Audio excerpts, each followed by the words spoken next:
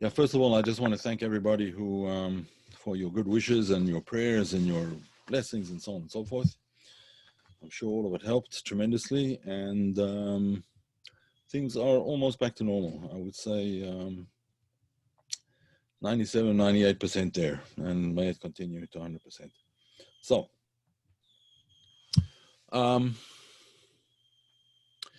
I just like to take a sort of a bigger perspective, a larger perspective on things tonight, and then we'll sort of meander through some ideas. As everybody knows, in the beginning, right at the beginning of the Torah, which starts with the section which is called Bereshit in the beginning, it begins talking about the whole concept of creation, and then it goes on to the section called Noah, where it talks about basically almost the destruction of the world. And then afterwards comes the story, the beginning of the story of Abraham, the section called Lech Lecha. And so it goes on, and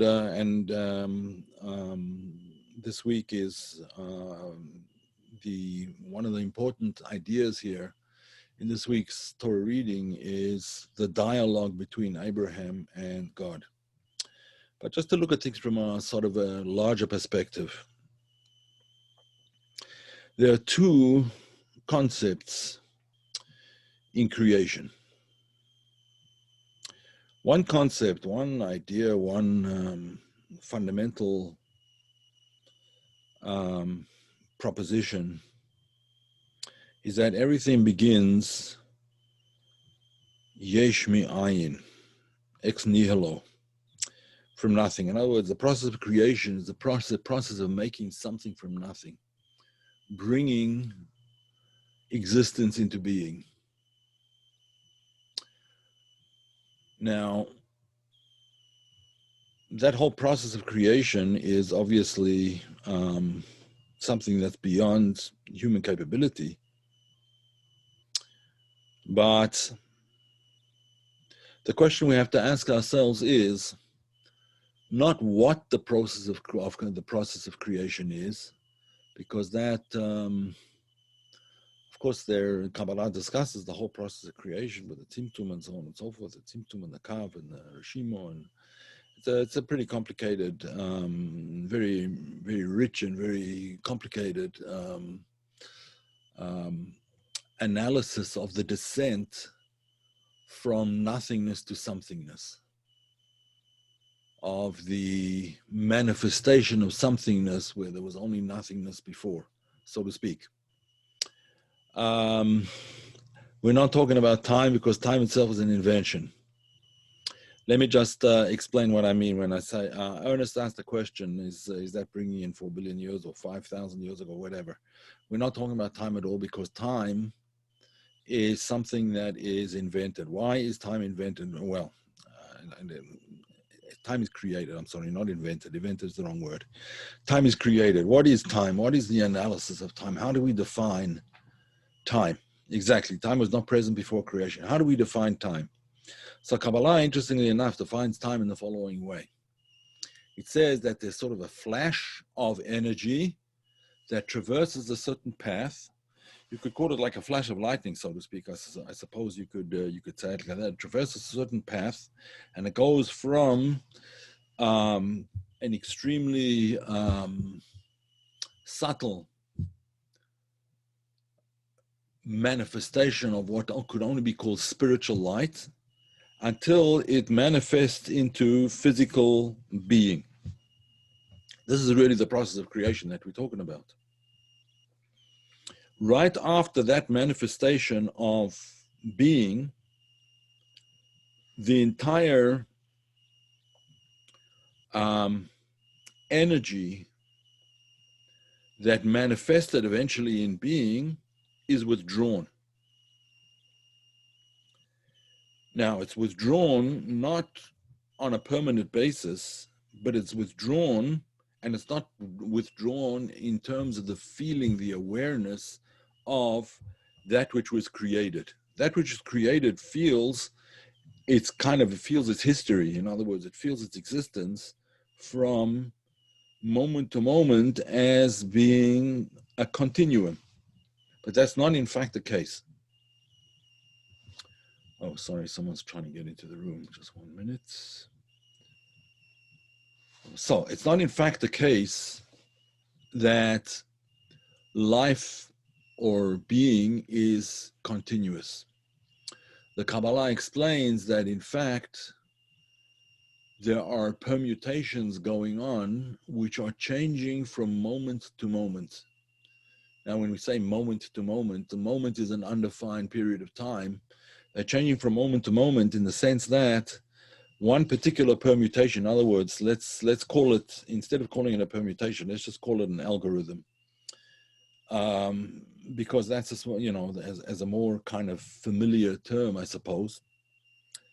The algorithm that created the moment, this particular moment, is not the same as the algorithm which is going to create the next moment.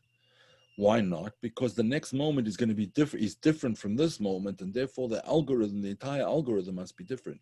Now, it's obviously a very complicated algorithm, and I don't want to oversimplify it, but that's basically what's happening is you have these divine names. Divine names is, in other words, a certain permutation of something that's going on the level of divine thought, which is then manifested, the way Kabbalah explains it, is manifested as speech. With 10 utterances, the world was created. That's 10 sort of algorithms, 10 different formats by which the world comes into being, the world as we know it, but it changes very subtly from moment to moment and from moment to moment. Now, one of the algorithms is Yud Hey Vav Hey. Another algorithm is the name Elokim. Is the name Elokim. Now, the name that creates nature, that creates the natural world, is actually the name Elokim. But that is mixed together. It is combined with the name Yud Kei Vav Kei Havaya. In other words, basically, let's put it this way: transcendence and imminence act together. Transcendence and imminence act together. Most of the time, what we're aware of is only the imminence. Now, each time there's a new permutation, each time the permutation changes, which is from moment to moment, that defines a moment in time. Of course, it gets much more complicated because there's not only one permutation going on at any one time. There's one overarching, all-encompassing permutation with more minor, let's call them, or smaller, or less general permutations within the original permutation, and ones within them, and so on and so forth. And this is what's creating reality from moment to moment. Now, that created reality from moment to moment is coming from the name which is associated with creation. Vayom Elokim, the name Elokim, as I just mentioned. Now, interestingly enough, let me just show you in here. The name Elokim is Gematria 86. It's the numerical value of 86. Just 1 second. Some people want to get into the room. And I can't seem to open the room for some reason.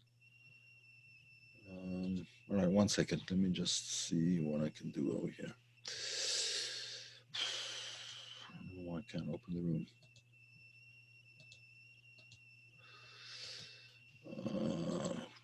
Darn. I don't know what to do. The room is not opening for some reason.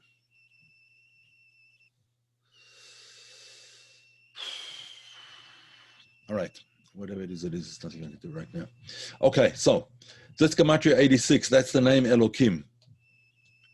All right, that's the name Elokim. Now, what is the name, the transcendent name? That's the name of the imminent energy which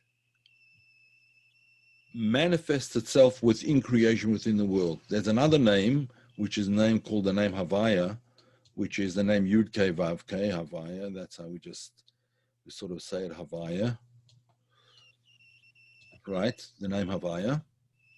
And that name, the name Havaya, the numerical value of that is 26. All right, so you subtract 26 from 86, and what do you get? You get 60, right? You get 60. 60 is the numerical value of the word kli in Hebrew, right? Kli. Kli means a vessel. In other words,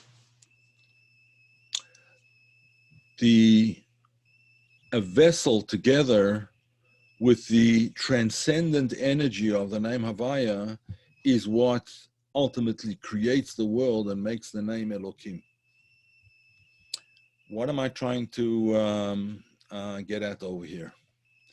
Well, what I'm trying to get at is the following idea. Yeah, if I stop my screen share and try opening the room, I don't know, it seems to have disappeared, they've gone. All right, whatever. Come on time, folks. It's the only way to do it. Okay, so to get back to the concept of time, what we just explained now is the concept of space, the concept of being, the concept of, there's really time, space, and being. There's three components. Within space, space itself is just sort of a measurement of the relationship between various aspects of being. Space itself doesn't actually exist. Space is just emptiness. It's essentially relationship. But what's this measure of time? The measure of time is the measure of change between one form of energy and another, between one algorithm and another, between one permutation of godliness and the next one that comes along. That's what defines time. Now, all of this has to do only with the beginning of creation. After, I wouldn't say, someone asked if it's a math line. No, I would say that math is a way of describing, to a certain extent, describing these ideas, but it's not, the basis of it is not math. Math comes as a result of it. It's not, math is not the cause of it, it's the result. It's simply a descriptive method. Very accurate descriptive method, nevertheless descriptive. Okay. All of that is summed up really in the first section of the Torah. The second section of the Torah, and the second and the more important aspect of the Torah, is the sudden appearance of what is called the tzaddik. The tzaddik. The person who comes along and is able to change those permutations, or let's call them restructure those permutations, in order to reveal from within the vessel, to reveal the light within. Oh, there we go. There's someone into the room now, I hope. All right. Okay, so what does a tzaddik do? What is the function of a tzaddik? Well, creation isn't only the dynamic of bringing from nothingness to somethingness. Creation is bringing from nothingness to somethingness for a purpose. That purpose is what really defines what a tzaddik is all about. The world itself, in and of itself, is, let's call it, it's a certain reality. But reality without purpose is, of course, God has his purpose in creating the world, but our purpose, the purpose of a tzaddik, the reason for there to be a tzaddik, a righteous, holy, for there to be holy people, is to uncover the godliness in the world, not the reality of the world, but the godliness of the world. In other words, the purpose for which it is there. Abraham was the first one to really stop and think about this idea. Now, there's a verse, a very interesting verse, where the destruction of Sodom and Amorah, or Sodom and Gomorrah, as people usually call it, but Sodom and Amorah, Sodom and Amorrah in Hebrew, is about to begin. The destruction of the cities of Sodom and Amorrah. What was the reason for the destruction of these cities? Because the people in them had become completely, the word in Hebrew is mushchat. They had no values, they had no morals, they had no ethics, they had no standards, they had no, everything was just whatever is good for me, whatever I want, whatever I desire, whatever I like, whatever I want. That is the standard. That was the standard of the cities of Sodom and Amorrah.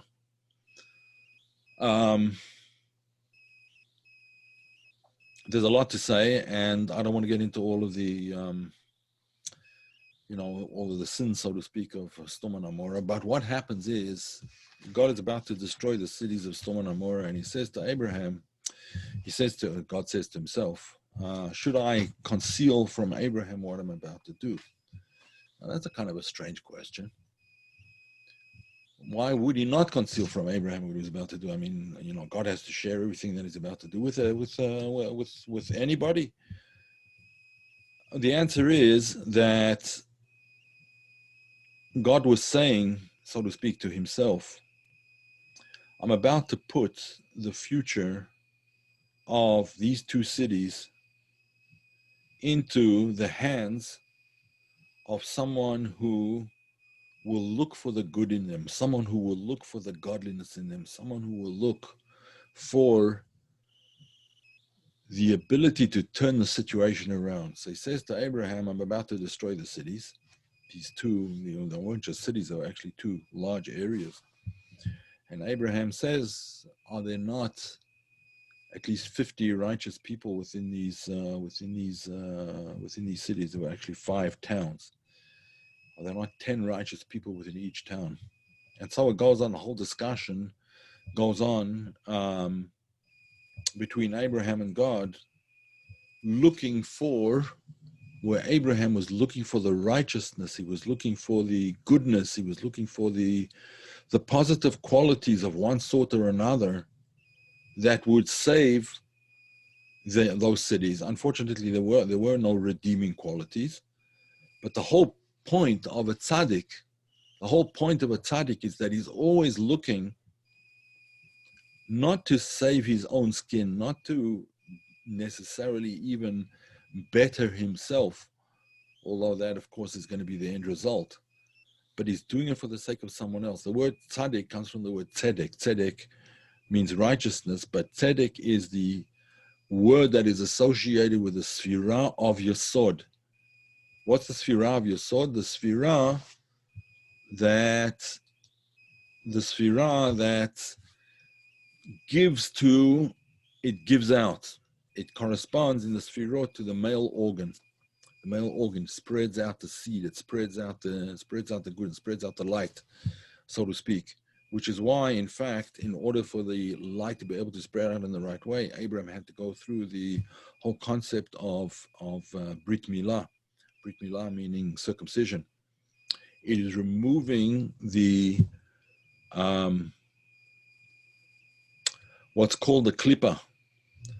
The process, or the mitzvah, the commandment of circumcision, is to remove the klippah, the husk, the shell, the insensitivity, the insensitive part of a person, the insensitive parts, in this case of the male organ, but that's only symbolic, the insensitive part of the male organ, so that there can be an awareness of a duty beyond oneself.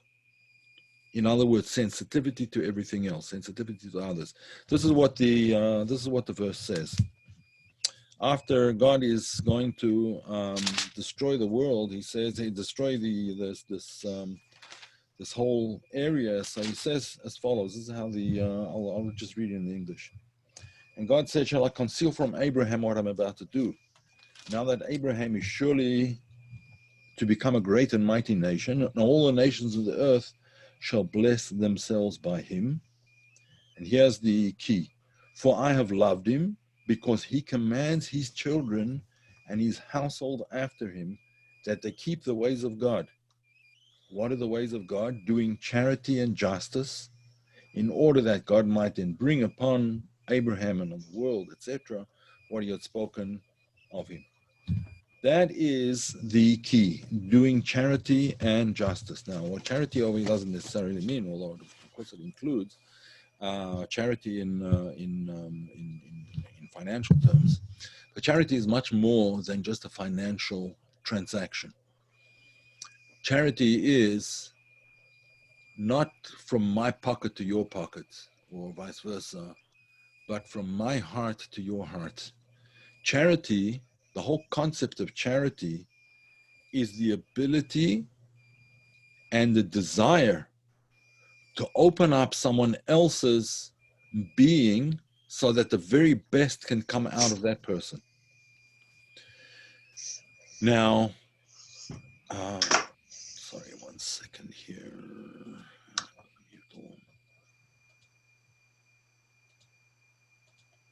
Okay. So the concept of charity, therefore, is not for me to give something to you or for you to give something to me. The concept of charity is to bring out in another person his absolute or her absolute best. What Abraham was doing when he was arguing for the people of Sodom is he was arguing that there has to be some goodness in them, otherwise they couldn't possibly exist. Now God says back to him, yes, this is true. There has to be some good in them or they couldn't possibly exist, but the good in them is so far away, it's been so sent into exile, so to speak, that there's no way to bring it back other than to start again. Now,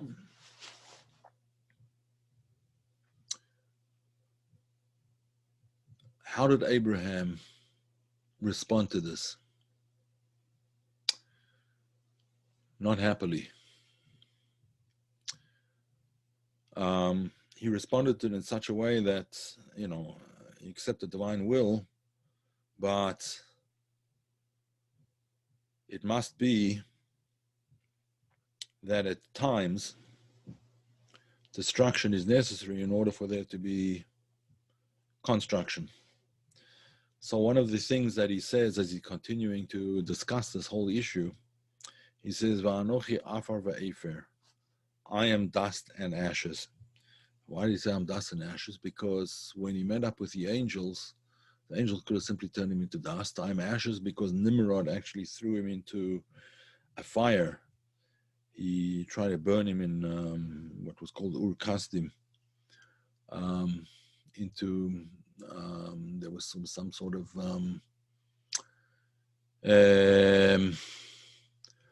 a furnace, whether it was a natural furnace or a man-made one, whatever, it's not important, but he threw Abraham into the furnace and Abraham survived the ordeal.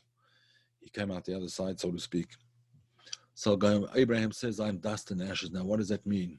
It's a very telling phrase. I am dust and ashes. You would think that dust means that there's nothing there. You would think that ashes means that there's nothing there. But Abraham was saying as follows. Dust, the dust of the earth, is what brings forth growth. Where do you plant? You plant in the dust. Where do things grow from? They grow from the dust. So we're saying like this, even though it might be true, even though it is true, that at the moment, I, along with the rest of the world, everything is in a state of dust. There's nothing to us, it's just dust. But the potential for growth is always there in dust. All we need is a little bit of the water of kindness, and that will start to make things grow. What about ashes? The idea of ashes is that there was fire there once upon a time. Where there was fire once upon a time, one can rely to a certain extent on the fire that was. As everybody knows in their own lives, at times you come to a situation where you feel cold. Things are not going on, things are not happening. What do you do in such a situation? Well, there's two approaches. One approach is the approach of looking back at the fire that was. There was something somewhere along the line about which you were enthusiastic, about which you were on fire, even when you were very young, perhaps. And it's time to rekindle that flame. So Abraham is saying, in the past, even though at this particular point in time, I'm not being effective, I'm not doing what I need to do, I'm not able to save these cities, nevertheless, the fire of the past perhaps will light up so that the present will change into a fiery situation. In other words, a situation full of enthusiasm, full of courage, full of energy, and so on. But if that is not the case, then we need planting from above. In other words, the water has to fall from above and the plants start to grow within the earth, within the dust. So Abraham is saying, therefore, that there's two ways of looking at things. There's the way of looking at things from the point of view of what lit me up originally, and there's the point of view of, even though I have nothing right now, but the future holds, with a little bit of water and a little bit of sunlight and a little bit of care, the future holds the potential for growth. The present holds the potential for the future, rather. The dust holds the potential for growth. Now, it seems to me that these two ways of looking at things are what you might call the mode of creation. In other words, the creation that God invested his energy into creating the world. That would be the idea of the fire that was and is now ashes, because we don't see the godliness in the world. And the mode of the tzaddik is to see the potential for growth and to water that place, to make that place fertile. We'll see in the next Torah reading, along comes Isaac, and one of the things that Isaac does in the subsequent Torah reading, one of the things that Isaac does is he digs wells. He digs wells. In other words, what is he doing? He's looking for the water that will cause the dust to start growing. This is what tzaddikim do, that build on what was there before. Abraham saw in the dust the potential for future growth. Isaac comes along and he starts to look for the water that will cause the dust to become fertile. And then along comes Jacob, and he adds his aspect of things, and we'll discuss that in the coming weeks. I think the thing that we have to take away from the idea of this week's Torah reading is that when you meet a person, doesn't matter who they may happen to be, always look for the godliness in them, always look for the potential in them. Start to find what made them tick once upon a time, and find what will make them tick in the future, what will make them tick, what will make them, yes, start to plant. Not so much to plant, because the dust is, all you have to do is water it, and automatically it's going to start growing. Watering it with the kindness of, watering with kindness. That was Abraham's thing. Showing kindness to people is what causes them to grow. Even people who were deserving of destruction and were in fact destroyed, the people of Sodom and Amorah, Abraham wanted to be able to try at least to do his best to find, even within such people, a vestige of goodness, a vestige of godliness. God told him in this particular case it's impossible. One of the reasons was that it was before the time that the Torah was given, and therefore all that was the creative force, but not the transcendent force of the name of Havaya, who hadn't been revealed yet. And therefore Abraham was not able to actually cause the bring back, he was not able to bring back the people of Sodom and Amorah. But our task, our duty is, whenever we meet a person, especially a person in dire straits, a person who is in a very lowly spiritual situation, is to find the fire in them that was, and to start to plant and bring forth and to water with kindness the seed that for sure lies buried over there. Okay, I'm going to call it a night. If there are any questions, please go ahead. Otherwise, we'll call it a night.